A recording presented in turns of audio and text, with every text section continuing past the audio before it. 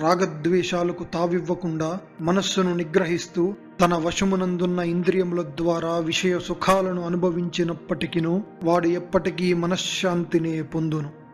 మనశ్శాంతి కలుగుట చేత అన్ని దుఃఖములు తొలగిపోవును. ప్రసన్నమైన మనస్సును కలిగిన వారికి పరమాత్మయందు బుద్ధి త్వరగా స్థిరపడుతుంది. మనో నిగ్రహం లేని వారికి బుద్ధి ఉండదు. అటువంటి వారికి పరమాత్మయందు ధ్యానము కలుగదు. ధ్యానము లేని వారికి శాంతి లభింపదు. మరి మనశ్శాంతి లేని వారికి సుఖమెట్లు కలుగును అర్జున?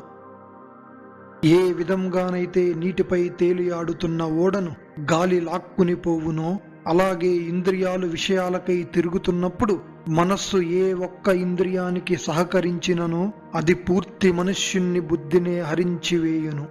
కావున ఓ అర్జున, ఎవరైతే తమ ఇంద్రియాలను పూర్తిగా నియంత్రించగలరో వారి యొక్క బుద్ధి ఎల్లప్పుడూ స్థిరంగా ఉండును. యాని